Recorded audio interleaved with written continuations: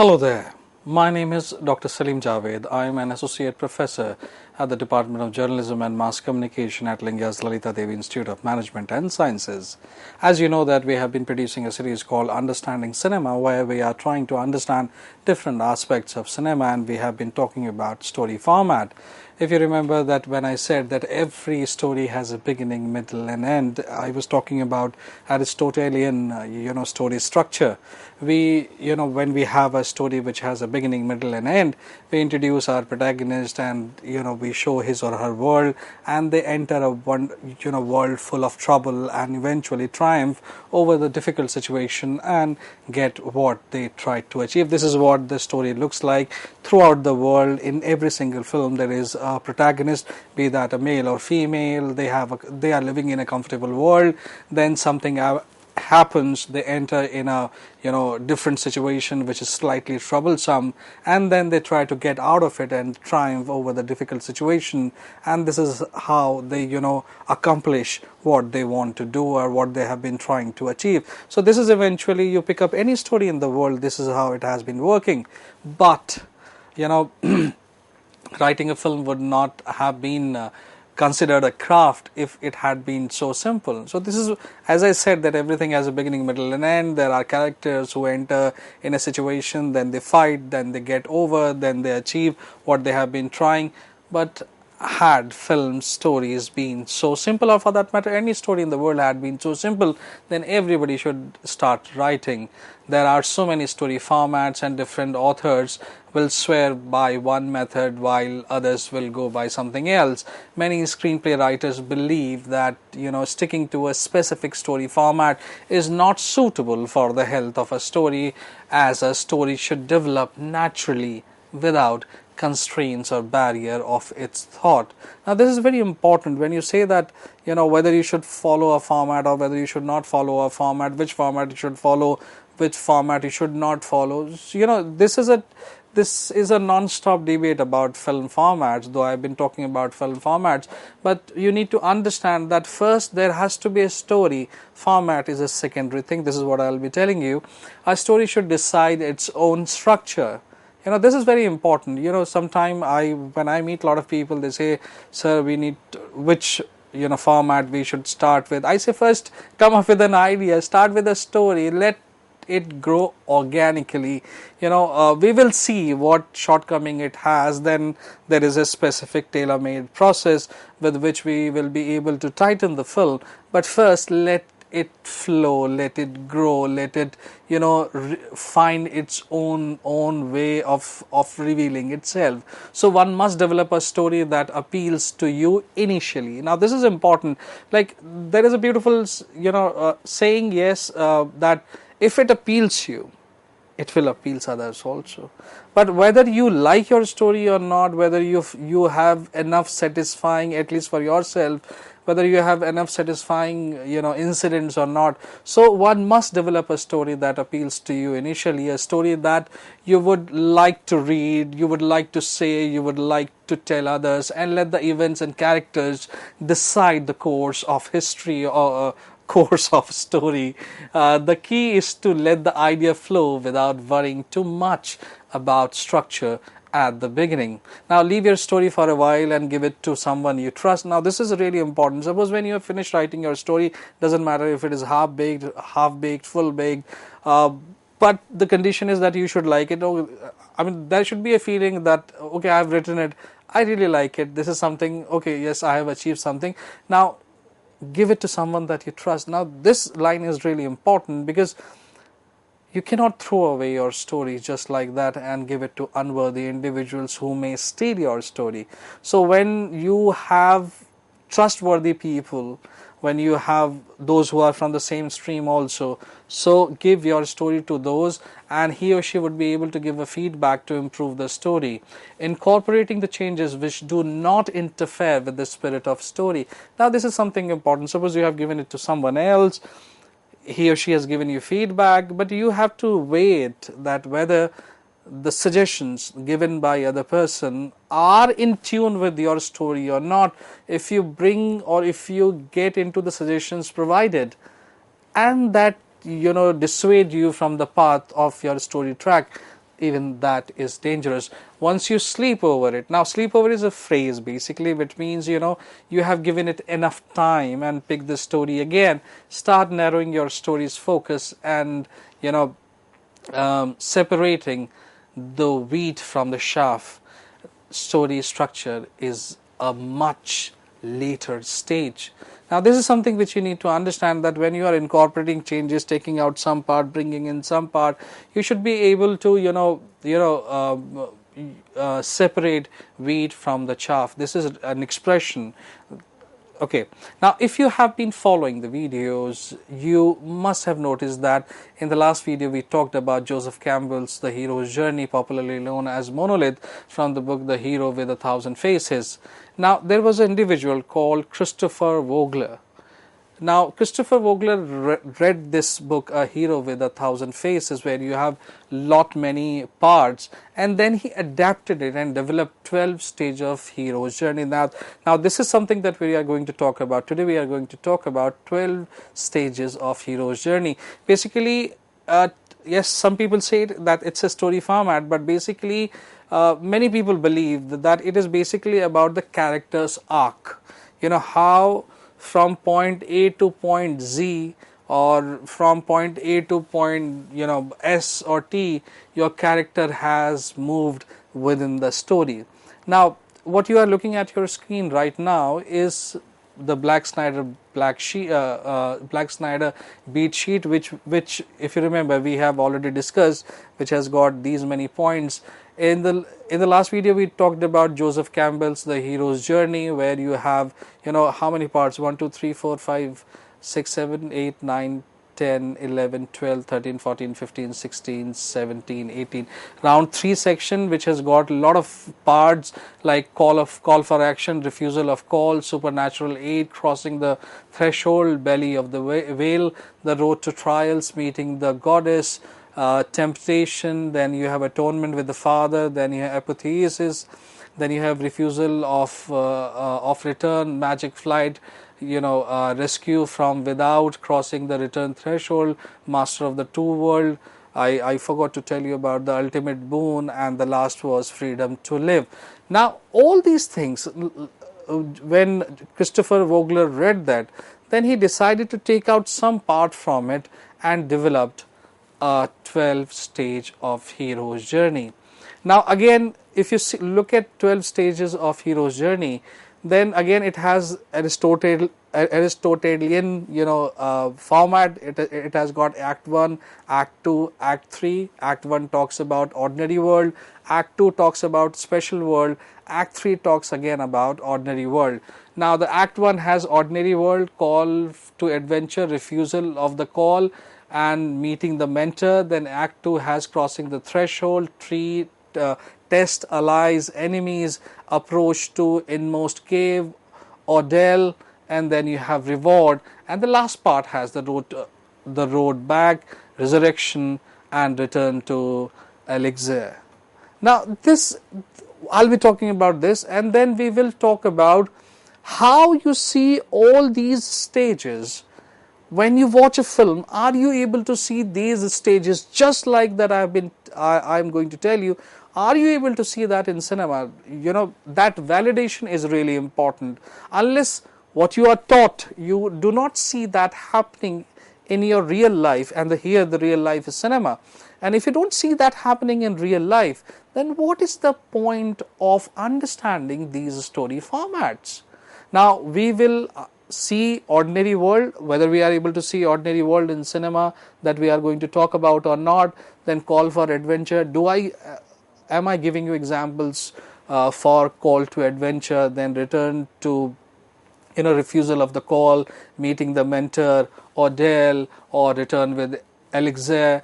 Am I able to give you answers? Am I able to give you examples related to it? So let's start. Now, when the first part was ordinary world, now when any film starts in the world, any, be that Oppenheimer, be that coming Kalki, or any film in the world, it will give you look and feel of the film in the beginning. It will basically, before the journey starts, our hero lives here blissfully, unaware of all the actions that awaits them. This is where he may feel secure. In the mundane activities of our hero's life, we learn the most about his or her character, abilities, and philosophy. This grounds the hero as a human like you and me, and make it simple to relate to and feel compassionate for his predicament or plight later on. Now, when you are introduced in the ordinary world, like if you remember that I gave you an example of Harry Potter, that doesn't matter how big he is going to be, how big wizard he is going to be, but in the beginning he is helpless, left at someone else's doorstep. They treat him the way they like, and he lives under the cupboard, under the stairs, in a cupboard, technically in a cupboard. Now, that is what his ordinary world is. What he is going to be is a different thing. There has to be a contrast in the ordinary world and what he achieves in the end. He, like, just an example as Harry Potter, I have just given you, that Harry Potter, his beginning is very humble. He goes and he, fights with Lord Voldemort.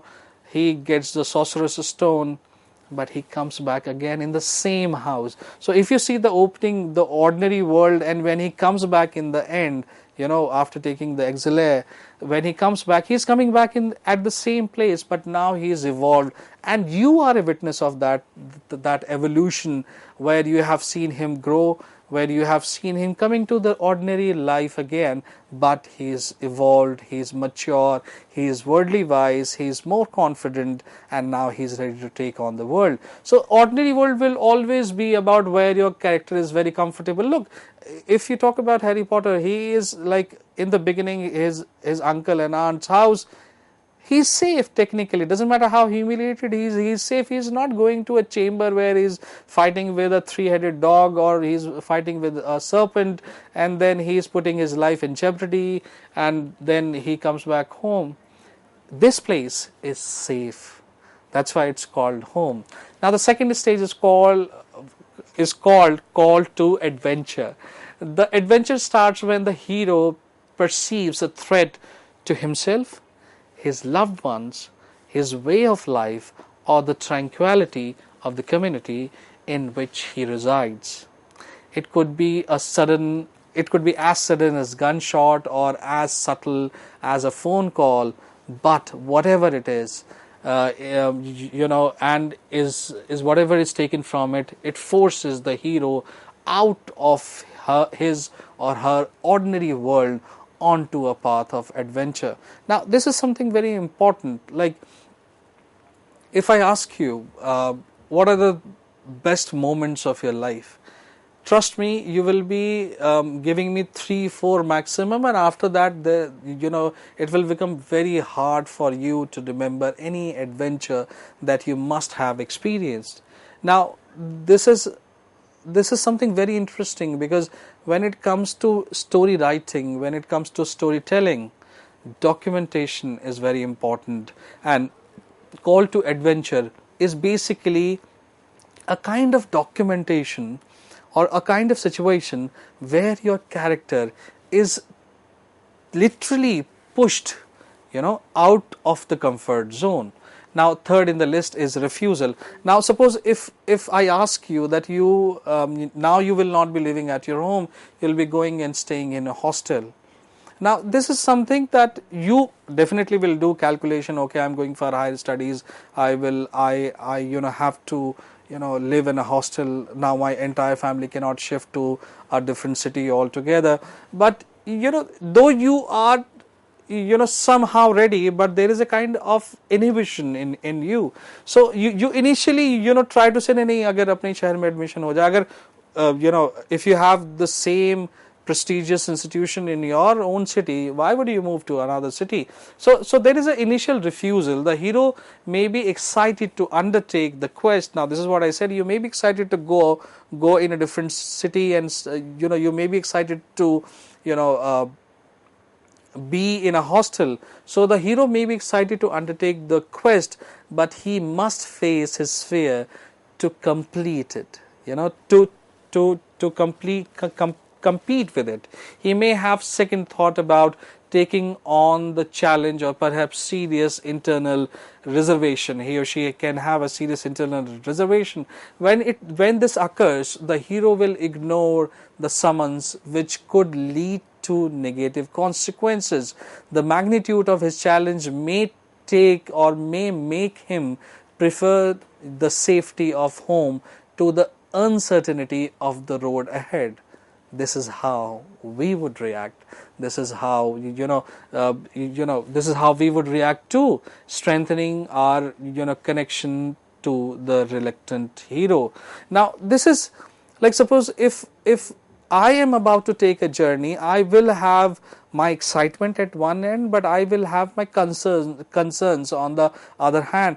This will basically, on one part this is very exciting, but on the second part it is slightly frightening also, because you have never taken this journey. So you will anticipate, oh, okay, if this happens then what will happen, if this happens then what will happen. So you want to, it is not that you are completely refusing or you're denying or you're adamant about that I will not take this journey, because if you do not take the journey, you will not be a hero.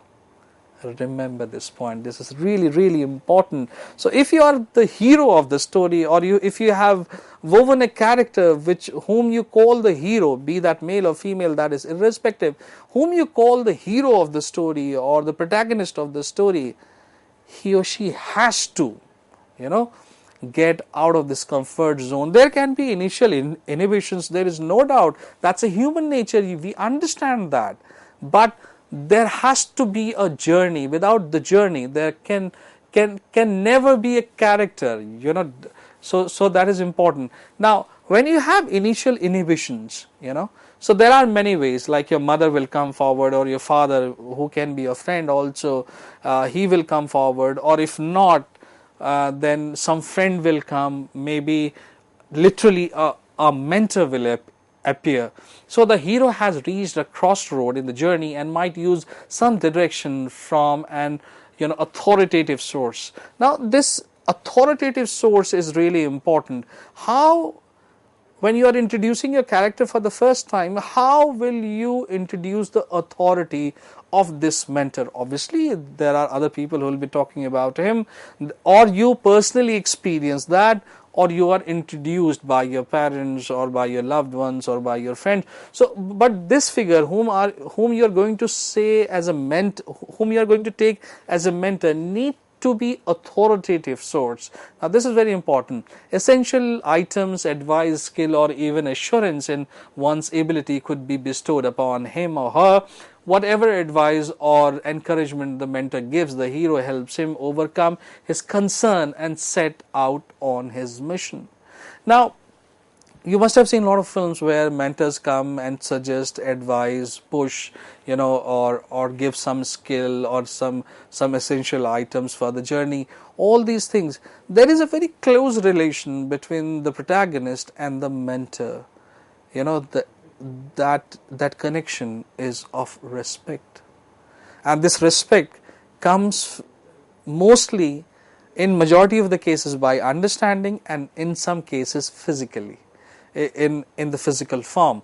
Now, crossing the threshold, this is really, really important. Now that there is you get a call, you had some inhibition, now the mentor appears, now there is crossing the threshold. Now that he has heard the call to adventure, the hero is prepared to embark on his or her journey. Whether he goes voluntarily or coerced. Now, these two conditions are really important, really important. Either you are going voluntarily or you are coerced. He will or she will eventually enter a new world different from the one he or she has always known. It could be as simple as leaving his comfort zone for the first time. This move represents the hero's dedication to the trip and all it may bring, regardless of the threshold. Now understand this. Now, voluntarily or coerced, he will eventually enter a new world different from the one he has always known. Now, this is really, really important. I give you a very practical example. Suppose many young brothers or sisters, or even you, or in my case or my friend's case, their child. Now they are of 10 years or 12 years, and suddenly when they are 10 or 12, they are told that today is the day when you are leaving for your hostel. From today onwards or from tomorrow onwards, your hostel life begins. Trust me, those who have gone in and lived in a hostel, they remember the day when they were leaving their home. It is so much in their memory, because they were leaving one obvious world and they were moving to another obvious world. The comfort of this world in which they have been living may not be there in the world in which they are entering. So be that voluntarily or coerced, there is no return from this point. Now, you may ask me, or somebody has a doubt, sir, what happens when the hero doesn't, cross the threshold? Just like before, I have said it, if he is not doing all these things, then you are not learning it. There is no journey. For that matter, all of us, me, my friends there, you younger than me, when you were learning to ride a bike, okay, and a lot of people must have said कि भाई cycle चलाओगे तो चोट भी लग सकती है. But even after that, you started learning how to ride a bicycle. You fell also, you hurt also, you were hurt also, you must have applied some ointment on your wound also, but you remember the day when you thoroughly and non-stop, in a very non-stop way, you were just gliding on your bike. So if you really want to achieve something, learning how to ride a bicycle is just an example. It's just an example. That emotional journey, that 5 days before you did not know how to ride a bicycle, 5 days later you know how to ride a bicycle. Now you are doing it comfortably, and this journey of 5 days where you fell, where you got hurt, where you were crying, where you were collecting yourself, again doing it, you were falling again, you were doing it again, those 5 days journey, and when you reach and you know how to ride a bicycle, this is what a very interesting story is. That can be a beautiful story also, but this story has crossing the threshold where the child decides, no, I will be learning bicycle now. So that can be one stage where this boy or this girl is not not giving up on learning how to ride a bicycle. So look, any incident in life, be that my going to my hostel, or me going to a new university, or me entering in a job, or a lot of my friends working in their life, all these stages that I'm talking about, that all of us were in our comfortable world, then there was a call, there was an opportunity, we got admission somewhere, then we decided to move. There were initial inhibitions in my mind also, that how I will be able to survive in a new city and things like that. But then there was a day when I decided to leave my home, and then I got into Delhi. So if you see all these stages, look, why these stages work in cinema? There is a very beautiful question. Why these stages work? How you decide on whether this will work or not? This happens in your and my life. That's why these formats work. That's why these formats work. Choda hai hum wo galiyan. So crossing the threshold. This is a beautiful translation of crossing the threshold. Ki choda hai hum wo galiyan. Now, when you get into a new place, there are tests, there are allies, there are enemies, there are friends, there are foes. The hero is now forced out of his safe zone and must overcome a series of increasingly severe tasks. The hero faces many trials, many tribulations to achieve his or her objective. These may be physical barriers or hostile individuals, intent to thwarting, your effort. The hero must determine who can be relied upon and who should be avoided. Both friends and foes he encounter along the way, may strengthen him or her for the challenges ahead. This is the point in the story where his or her abilities are being tested, and each new challenge he or she encounters allows us to learn more about his or her personality, sympathies, and sympathize with him on a deeper level. Now, when I talk about approach to inmost cave, now if you are a student, this stage is when you have not prepared for your exam and you are going to write for your exam. So the inmost cave could be a physical side hiding a terrifying threat, or it could refer to the hero's inner battle that he has been able to avoid up until now. The hero must make one more set of preparation. Now this is very important. When mentor was preparing him, that was one stage, but when you are approaching the inmost cave, there is another set of preparation as he nears the cave before he can make the ultimate jump into the unknown. Now this is really important that you must have seen a lot of films like Karate Kid where there is a mentor, he comes and trains him there. So training becomes one part, but there is another level somewhere in between where he trains him again slightly different than what he has been training about. Now all these things, there are still some stages left, but all these things are very convincing because we see them happening in our life around us, but the only problem is we never notice them. Thank you very much.